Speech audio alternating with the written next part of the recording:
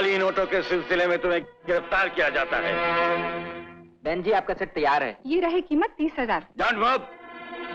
Madam आपको गिरफ्तार किया जा रहा है क्योंकि आपके नोट जाली हैं। Hands up. तुम्हारे पास जो नोट है जाली हैं, इसलिए तुम्हें गिरफ्तार किया जा रहा है। शिवनाथ भैया, आपने तो जाली नोट बनाने वालों और चलाने वालों को खूब पकड़ा। सुंदरी भाभी, अभी तो सिर्फ चलाने वालों को पकड़ा है, अब बनाने वाले भी पकड़े जाएंगे। अरे छोड़ो गैरों का किस्सा, अपनी बात करो।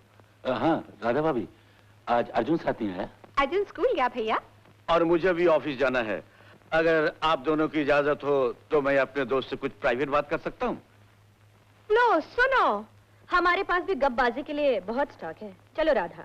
चल सुंदरी। करमचंद, मैंने जाली नोटों के सिलसिले में जिस को पकड़ा है उसका किसी न किसी रूप में तुमसे संबंध है। कहने क्या चाहते हो? धर्म कांटे में दोस्ती के पलड़े से फंस का पलड़ा हमेशा भारी होता है। शिवनाथ को हम पर शक हो गया है। तो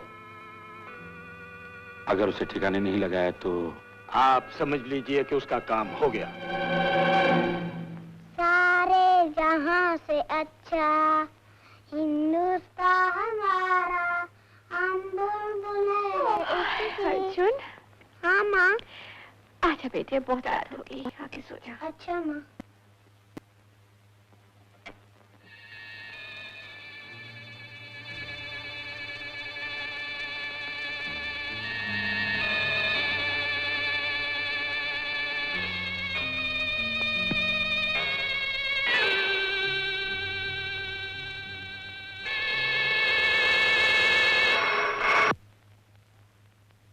कौन? अगर आप जाली नोटों का जाल तोड़ना चाहते हैं तो पुलिस इंस्पेक्टर शिवनाथ के घर छापा मारिए।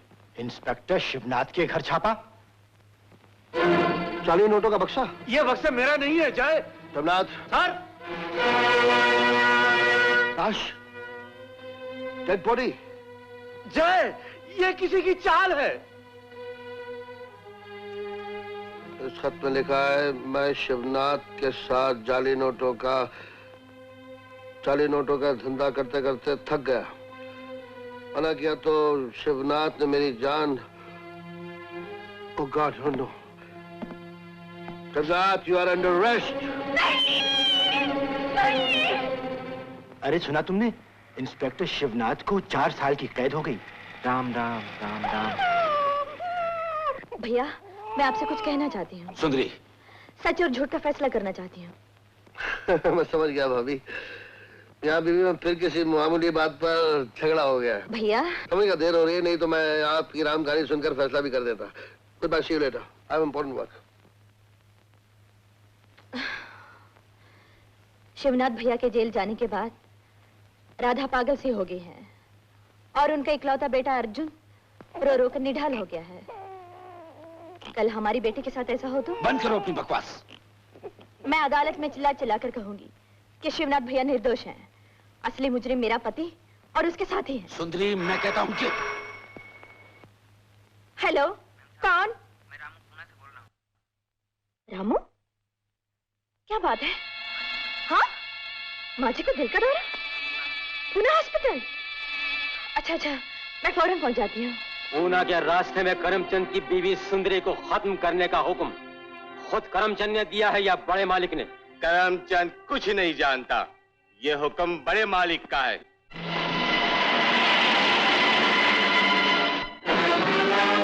क्या हुआ?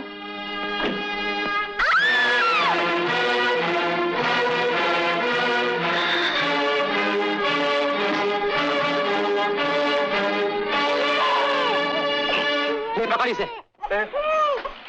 कौन है ये? फर्नांडिस, इस बार पुलिस से बचने के लिए मुझे बहुत दूर भागना पड़ेगा।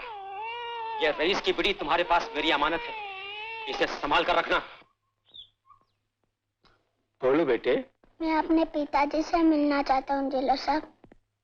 वो तो जेल से भाग गए। भाग गए?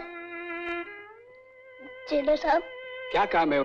मेरी माँ मुझसे बात नहीं करती और लोग कहते हैं कि वो पागल हो गई। पागल?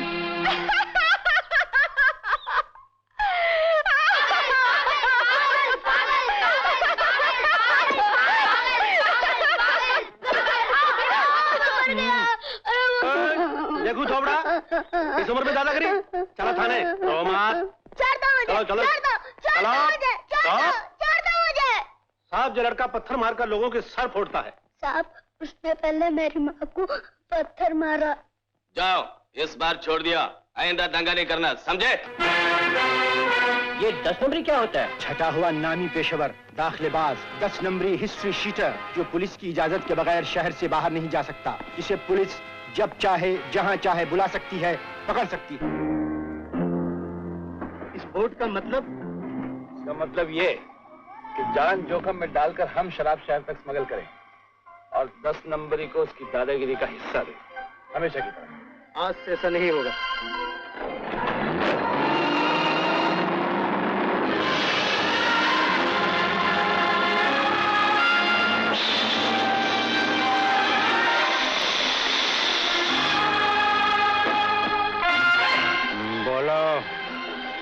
मेरा हिस्सा देते हो या सारा माल ले जाऊं? भूल होगी दादा, हिस्सा मिलेगा। पास्कल अंकल, ओ पास्कल अंकल। अरे अर्जुन, तुमको कैसे मालूम हो गया मैं नाम इधर है? अंकल, हाँ। मैं बचपन में तुम्हारे शराब के अड्डे पे झूठे गिलास धोता रहा। मैं तुम्हारी खुशबू से। अरे छोड़ो मैन, ये पुरानी बात मत करो। अंकल, आज तुम्हारे अड्डे पे बेचने के लिए शराब नहीं है ना? नहीं है। कैसे मालूम हो गया तुमको? जो कोई नहीं जानता वो अर्जुन जानता है। वीरू, लाओ माल। ये लो अंकल, मेरी तरफ से तोहफा, इसमें शराब भरी हुई है। 10 नंबरी ने तो हमारी नाक पे दम कर रखा है। साला बना बनाया काम बिगाड़ देता। लड़की के धंधे से अपना काम चलता था, मगर साले ने अपने इलाके को मंदिर मस्जिद बना दिया है। सब मिल जाओ और उस कमीने को साफ कर दो। ठीक है, हम सब और वो अकेला मिलते ही ठिकाने लगा देंगे। तुम्हारा बाप हाजिर है?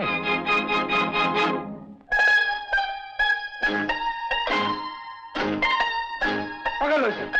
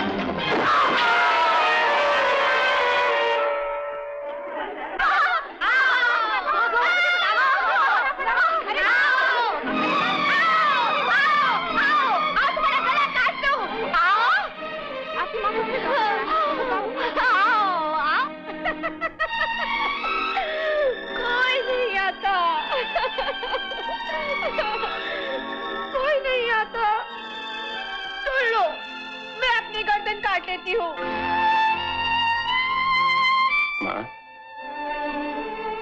तुम्हें किसी की गर्दन काटनी है ना?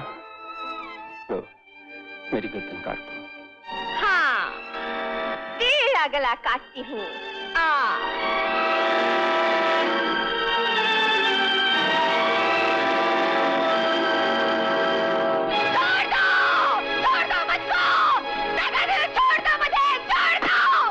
जानते हो अर्जुन, तुम्हारी माताजी की बीमारी का कारण तुम्हारे पिताजी के साथ हुई दुर्घटना है। हाँ। काश उनका पता चल सकता। डॉक्टर साहब, मैं तो ये भी नहीं जानता तो जिंदा भी हैं कि नहीं, और अगर हैं तो कहाँ हैं, किस हाल में हैं। अब तो सिर्फ इतना याद है कि वो एक पुलिस इंस्पेक्टर थे। हाँ, मैं पुलिस इंस्पेक्टर हूँ, मगर आप लोगों ने मुझे मुजरिम बनाकर कैद कर लिया। मैं कहता हूँ, मेरा विश्वास करो, मेरा विश्वास करो।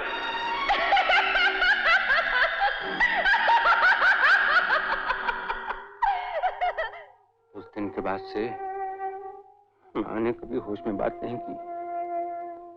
हमसे हमारा सरकारी क्वार्टर छीन लिया गया, घर से बेघर हो गए हम लोग। डॉक्टर साहब, किसी रिश्तेदार ने सहारा नहीं दिया, सर पे हाथ नहीं रखा।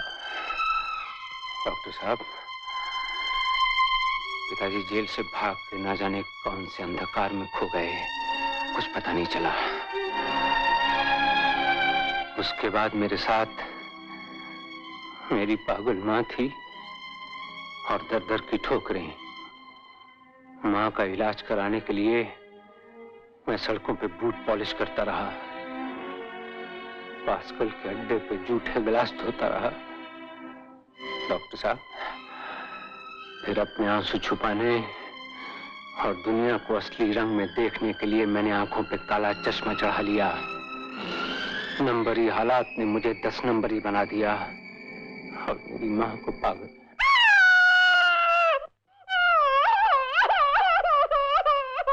बीस बरस से यही होता आ रहा है।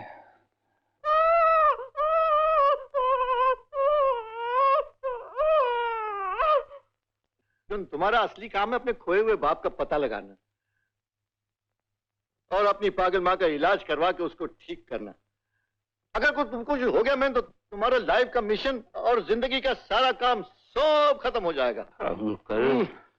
सच, तुमको किसी का डर नहीं, मगर बाय गॉड हम बहुत डरता है, मैं बहुत डरता है।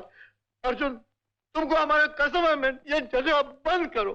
अंकल, शहर के गुंडों को पता चल गया कि अपने बादशाह ने लड़ना छोड़ दिया तो क्या होगा? अल्लाह रखा, तुमको तुम्हारा अल्लाह का कसम है मैन, ये बात हम 3 लोगों में रहेगा, बाहर नहीं जाएगा। मान गए कसम अल्लाह की। और फिर बादशाह प्यारे, हाथों से तो बहुत मारा जमाने को, अब जरा दिमाग से मारो। क्या? तो ठीक है, मगर अंकल। अर्जुन, तुमको हमारा कसम न सही, तुमको तुम्हारे खोए हुए बाप का कसम है मैन। अंकल, तुम ये झगड़ा फसाद बंद करो अर्जुन, तुमको ये पागल माँ का कसम, ये झगड़ा बंद करो अर्जुन। अंकल, मुझको अपनी माँ की सौगंध, आज के बाद हाथ उठाऊंगा तो सिर्फ उस आदमी पर जिसके कारण मेरे बाप के माथे पे कलंक लगा, जिसके कारण मेरी माँ पागल हो गई। अंकल, मेरी माँ पागल हो गई।